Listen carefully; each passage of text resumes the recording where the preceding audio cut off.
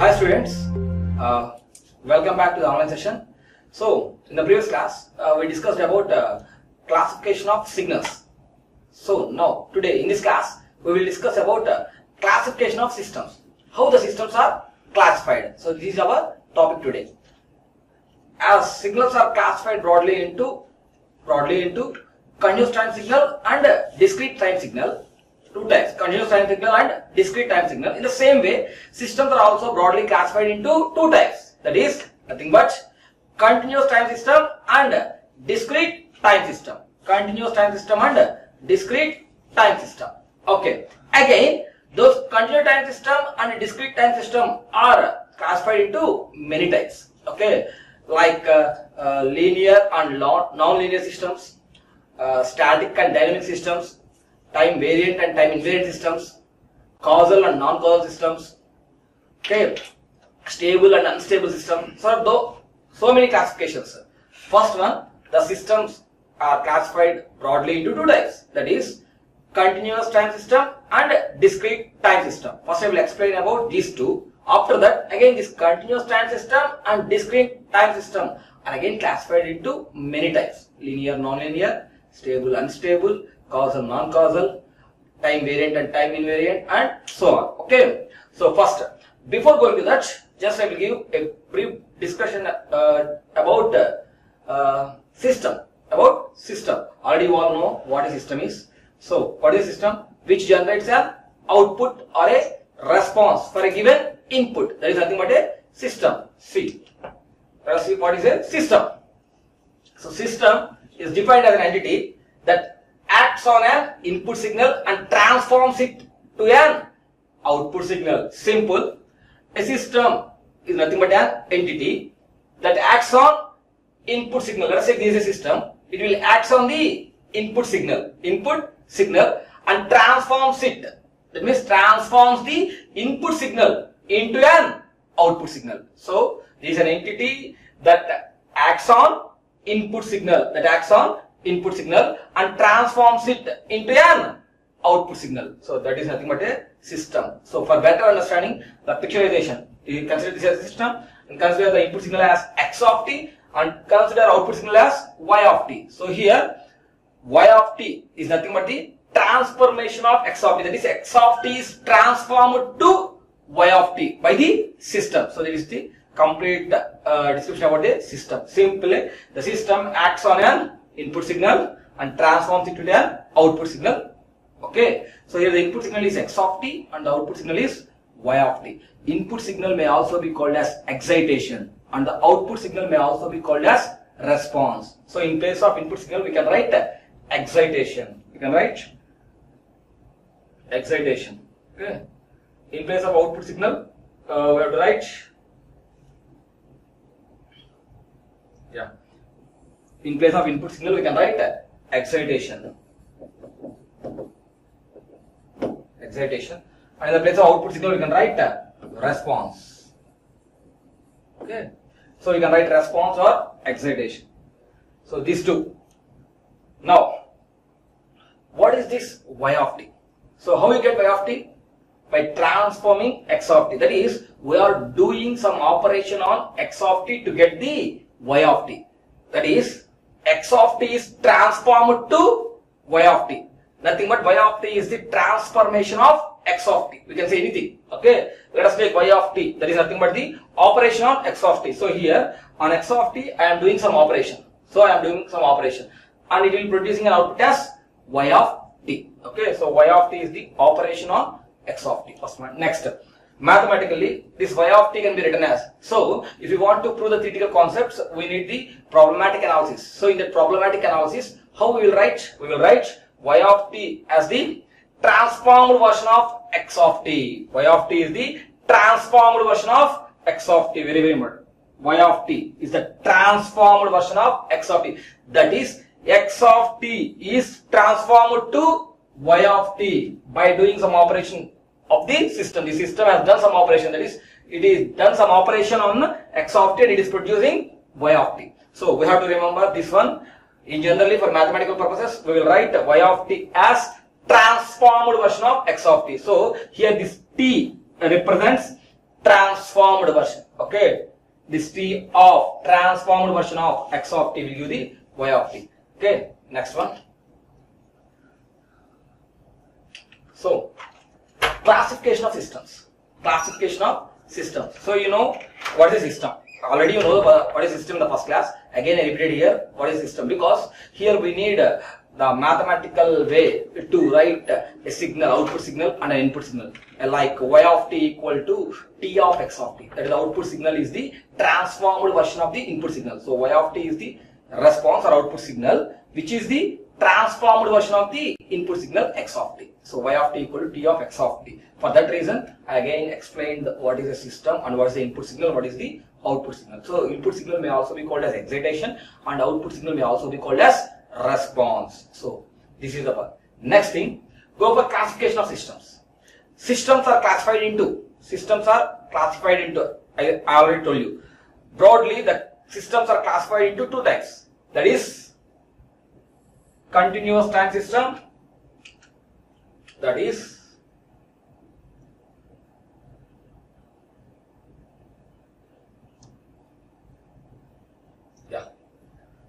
continuous time system and discrete time systems. Continuous time system and discrete time system. So this is the main classification of systems. So here the classification of system is continuous time system and discrete time system. Now again, this continuous time system and discrete time system are again classified into many types. So they are, first one, linear and non-linear systems. Next one, time variant and time invariant systems. Next one, static and dynamic systems. Next one, causal and non-causal systems. And next one, stable and unstable systems. And the last one, invertible and non-invertible systems. Okay, so these are the classification of systems. Firstly, basically, broadly, the systems are classified into two types. That is nothing but continuous time system and discrete time system. Again, these continuous time system and discrete time systems are classified into so many ways. So some of them are linear and non-linear systems. That means we have the linear system for continuous time signals as well as we have the linear systems for discrete time signals. In the same way, we have the non-linear systems for continuous time signals and we have the non-linear systems for discrete time signals. Okay. In the same way, for each element, for time variant and time invariant systems, we have the continuous time as well as discrete time. For static and dynamic, for causal and non-causal, for stable and unstable, for invertible and non-invertible also, we have both continuous time and discrete time. Simple.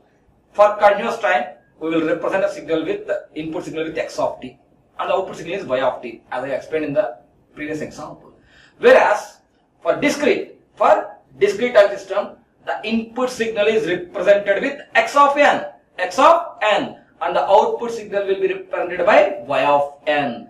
There we will write y of n is the transformed version of x of n for discrete time systems.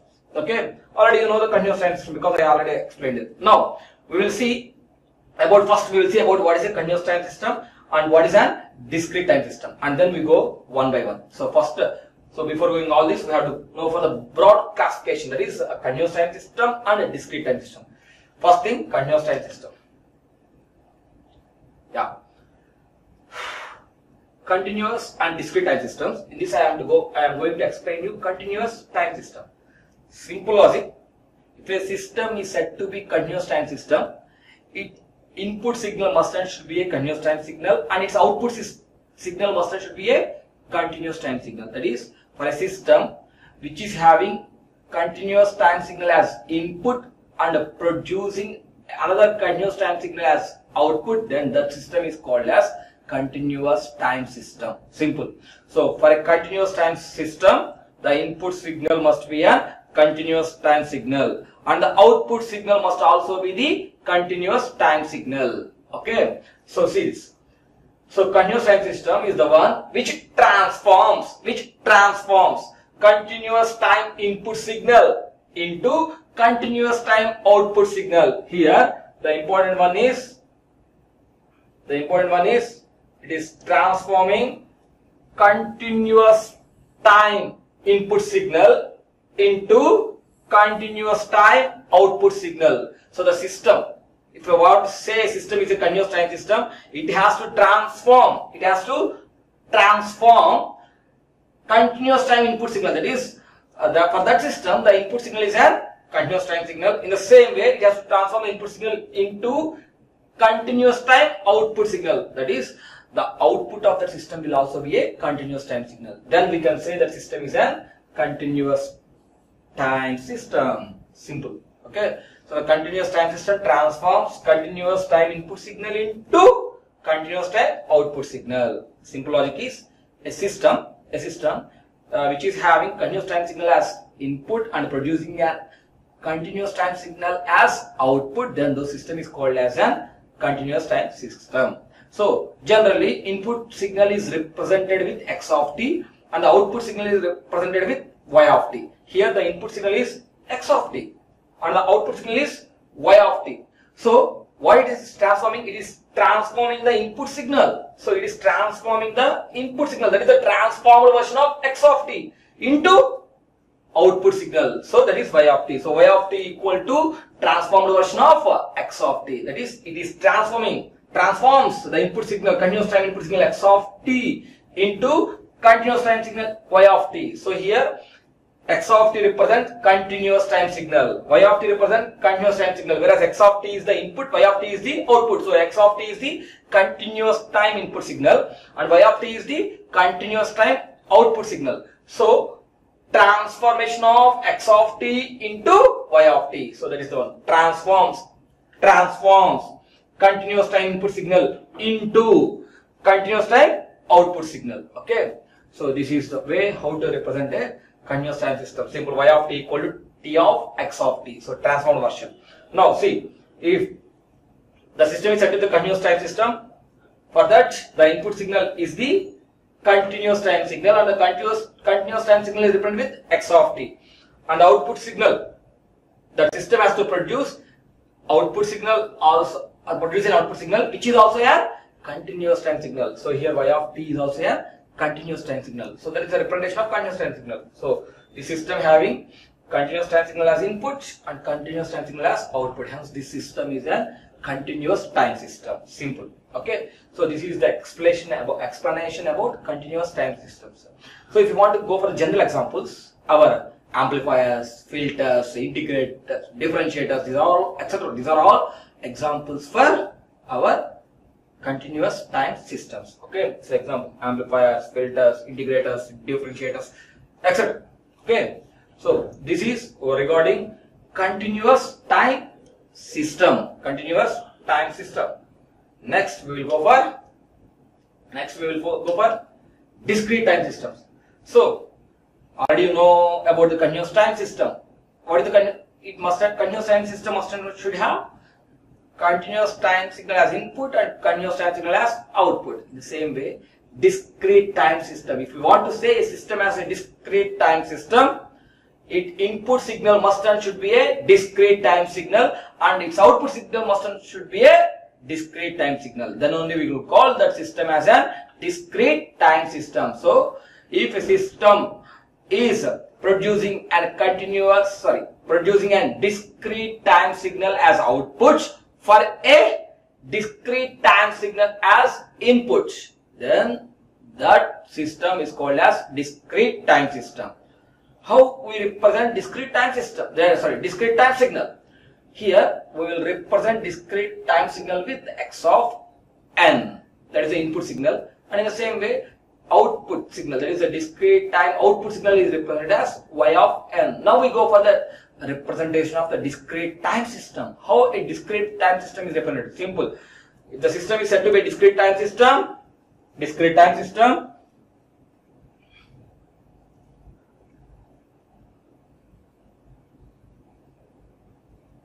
yeah. So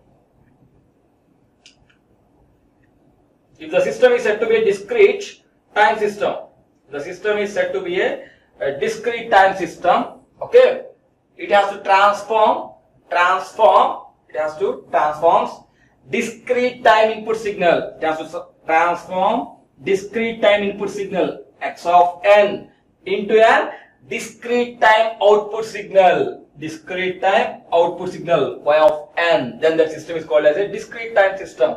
So this is the general block diagram of a discrete time system, block diagram. So a discrete time system, input signal is a discrete signal and output signal is a discrete signal. Here the input signal is discrete input signal is represented as x of n and discrete output signal is represented as y of n. Simple logic. Okay. So what we can say, a discrete system, the discrete time system transforms discrete time input signal into discrete time output signal. What the discrete time system will do? So the discrete time system will transforms discrete time input signal into discrete time output signal. Transform discrete time input signal into discrete time output signal. Okay. So discrete time input signal into discrete time output signal. Okay. Now it is transformed version of input signal. So here the discrete time signal is discrete time input signal is represented with x of n and discrete time output signal is represented with y of n. So simply we can say y of n is nothing but the transformed version of x of n. Simply transforms discrete time input signal. So transforms discrete time input signal x of n into discrete time output signal y of n. So simply y of n equal to t of x of n. So this is the discrete time output signal and this is the discrete time input signal. This is the transformation. So for the transformation we will use as capital T. Okay, here this T is for transformation. Transformed version of x of n is nothing but y of n. So this is the block diagram of discrete time system. Now we go for the general examples. So the microprocessors, shift registers, semiconductor memories. So these are all comes under the examples of our discrete time systems. Simple microprocessors. There the input will be a discrete time signal and output will also be a discrete time signal. So in the shift register also we will have the discrete time signals as inputs and the outputs of these also discrete time signals. These are all the examples for our discrete time systems. Okay, so we have the examples as microprocessors, shift registers, semiconductor memories, and so on. We have the large examples. Okay, for this one. So this is regarding discrete time system. So now up to now we discussed about only 2 points. That is what is continuous time system and how it is represented and the block diagram along with the examples. The same way, what is discrete time system? What is discrete time system? And how the discrete time system is represented, that is both the input and output combination is how it will be represented, and then block diagram of discrete time system along with the examples. Okay, so this is regarding continuous time system and discrete time system. Now this continuous time system and discrete time system are again classified into so many ways. I already shown you. What are those? They are nothing but linear and non-linear systems, time variant and time invariant systems, static and dynamic systems, causal and non-causal systems, stable and unstable systems, and finally we have invertible and non-invertible systems. So there are so many classification of systems based on continuous time and discrete time. Okay, so in those classification, first I will explain about linear and non-linear systems. I will explain about linear and non-linear systems. Okay. So linear and non-linear systems.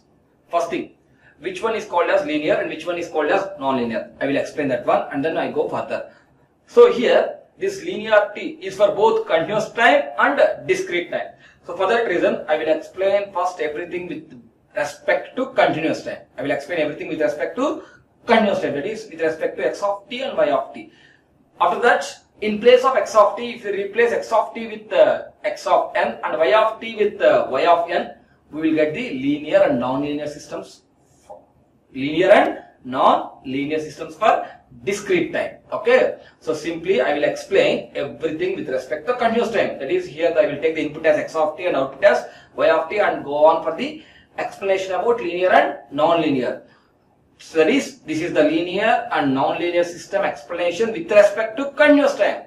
At the end, simply what you have to do? So in place of x of t, if you write x of n, and in place of y of t, if you write y of n, and go for the same explanation, then that will be the explanation for linear and non-linear systems with respect to discrete time. Okay. So now I am going with respect to continuous time. Okay. Now, which system is called as a linear system? So which system is called a linear system? Simply, if a system satisfies both the principles of superposition and homogeneity. If a system obeys the principle of superposition and homogeneity, then that system is called as an linear system. So this is for both continuous time or discrete time. Okay. In the same way, non-linear systems, system which does not obey the principle of a system which does not obey the principle of superposition and homogeneity is nothing but an non-linear system. So here the two new words. We have two new words. So what those words are? Got two new words. So that is superposition and homogeneity. So we have to know what is superposition principle and what is homogeneity principle. If you know those two, then you have a clear idea about what is a linear system and what is a non-linear system. Because this, if a system satisfies both superposition and homogeneity principles, then that system is called as linear system. That is, if you want to say a system as a linear system, it has to satisfy both superposition and homogeneity principles. That is, it has to obey the principle of both superposition and homogeneity. Then we can call that system as a linear system. If a system does not obey the principle of superposition and homogeneity or any one, so if it does not obey any one of these, then that system may be called as a non-linear system. Okay. So if it obeys both, then it is linearity. If it does not obey any one of them or both, then it may be called as a non-linear system. So first thing, a system which obey superposition and homogeneity principles, then that system is called as a linear system. And a system which does not obey the principle of superposition and homogeneity, that system is called as non-linear system. Okay. Now, coming to homogeneity, because there are two terms, homogeneity and superposition. Okay. So what is homogeneity and what is superposition?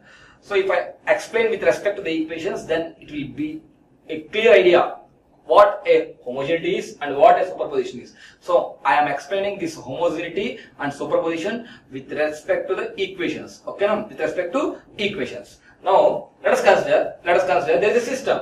Let us consider there is a system which is producing an output y of t for an input x of t. Let us consider here we have a system. Clear? It is producing an output y of t for an input x of t. Okay. So the system is producing an output y of t for an input x of t. If I multiply the input signal with a constant, that is, if I multiply with a here, then the system produces output like, that is a into y of t. That is, the output also multiplied by the same constant. Then those type of systems are called as homogeneity. They satisfy the principle of homogeneity. Okay. Simply, if a system produces an output y of t for an input x of t, produces an output y of t for an input x of t. Okay. Now, what I have to do? If I multiply the input with the constant a, and I had given that signal as input to the same system, then it has to produce the output as the constant a multiplied into y of t. The constant a multiplied into y of t. Then that system will follow the principle of satisfies the principle of homogeneity. Simple logic. Now, how will we write this mathematically? Actually, in general, if there is no, okay, consider the system Yeah. Consider the system. Okay. System. It is producing an output y of t for an input x of t. How will we represent this mathematically? How will we represent this mathematically? Simply, mathematically, we will represent as what I shown you. Y of t equal to transformed version of x of t. Transformed version of x of t. This is the representation of this one. Now, if the system has to satisfy homogeneity, what it has to do? I have to multiply the system with A. Okay, sorry, I have to multiply the input signal of the system with A. Then what it has to produce? It has to produce an output y of t, which is the multiplication of the same input what I multiplied at the input side. The same constant what I multiplied at the input side. So A into x of t is given as an input signal. Then it has to produce an output signal as A into y of t. Okay. Now, how we have to write this mathematically? Simply. So this is the transformed version of this one. This is the transformed version of this one. So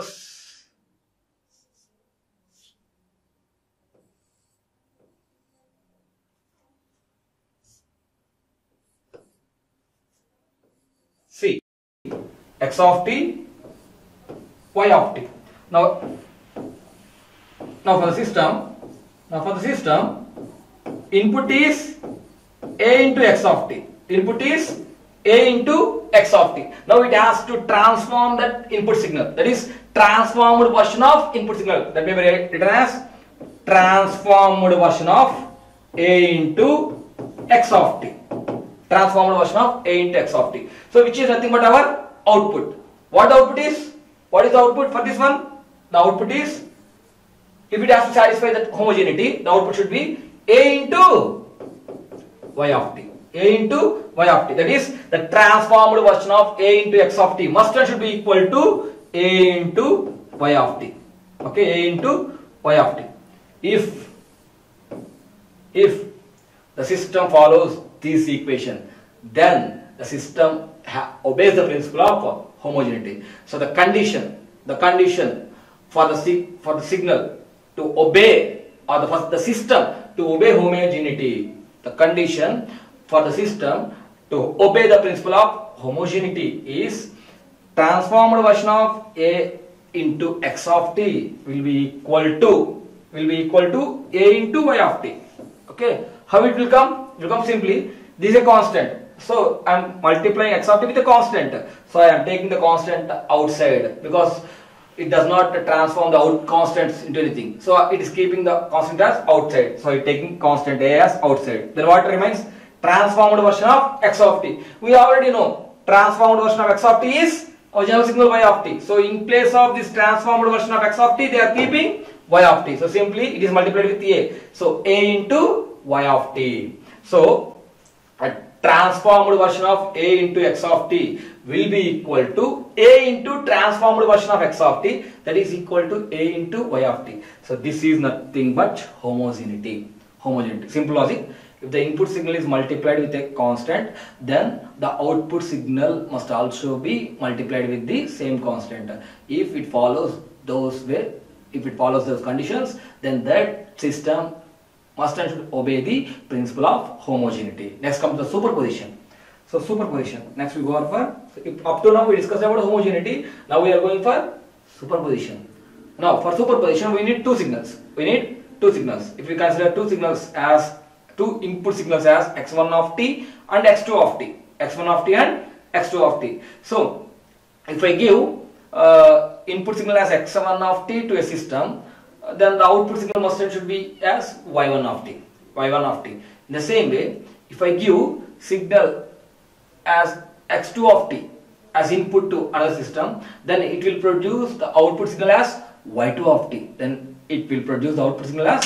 of t. So here a system produces output y1 of t for the input x1 of t. The same way it produces output y2 of t for input x2 of t. That is, if input is x1 of t, then output is y1 of t. If input is x2 of t, then output is y2 of t. Now what happens in those conditions? How if which equation if it satisfies, then how we say that for obeys the superposition. That signal obeys the superposition. How it will obey the superposition, I will explain with the diagrammatics. Okay. Yeah. See, again here I am taking system. For this system, the input signal is x1 of t and it's producing an output signal y1 of t. In the same way, I am taking another system. For this, the input is x2 of t and it is producing output as y2 of t. It's producing output as y2 of t. So this is the block diagram representation of these two sentences. So a system produces output y1 of t for an input x1 of t, and it produces an output y2 of t for an input x2 of t. Okay. Now, how can you write this one? This one y1 of t. So y1 of t is equal to, how can you write? Transformed version of x1 of t. Am I right? y1 of t is transformed version of x1 of t. In the same way, y2 of t. y2 of t is nothing but transformed version of x2 of t. y2 of t is nothing but transformed version of x2 of t. Okay. This is the one and this is the one. Okay. Now, if I give the combination of x1 of t and x2 of t is a single signal to the system.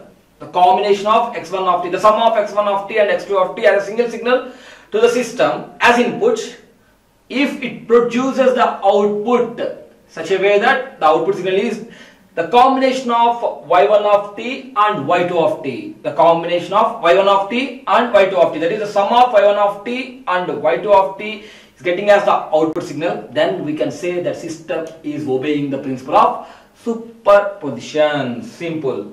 Okay. So what would you write? Let us take these examples. Now clear.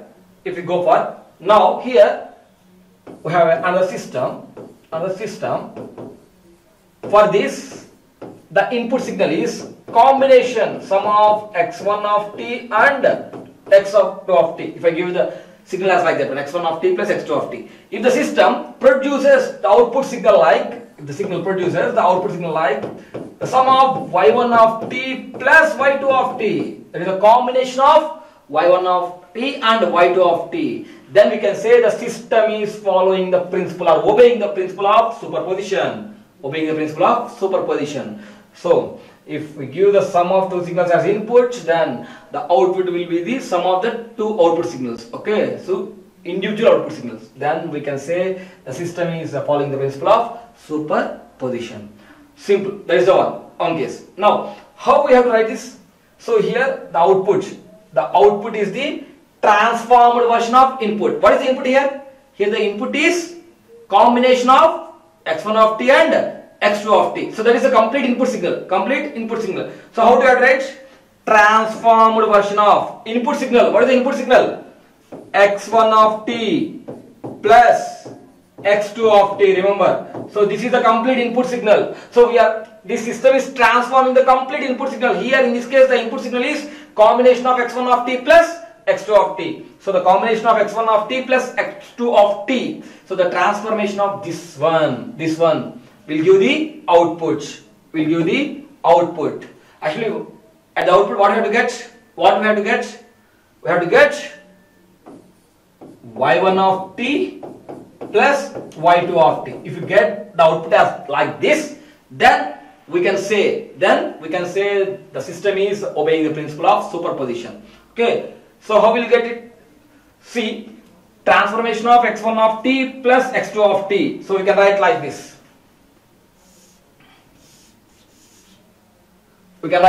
How can we write? So a plus b means separate it. So we can write transformation of x1 of t plus transformation of x2 of t. We can write like this. Transformation of x1 of t plus transformation of x2 of t. So this is a transformation of complete input signal. So we are dividing it, separating it. So transformation of x1 of a plus b. A separately, B separately. So transformation of x1 of t plus transformation of x2 of t. So that will be equal to what happens? So we already know transformation of x1 of t, already I shown you. Transformation of x1 of t is nothing but y1 of t. So here what I have to write? y1 of t plus transformation of x2 of t. Transformation of x2 of t we can write y2 of t. y2 of t. So simply this is y1 of t plus y2 of t. So if it follows this condition, this equation, then we can say that system is obeying the superposition. Now our question is not the homogeneity or superposition. Our question is whether when we say a system is a linear system. So our concept is linear system. So we can say a system as a linear system when it obeys both homogeneity as well as superposition principles. Both homogeneity as well as superposition principles. Both principles. That is, it has to satisfy this one.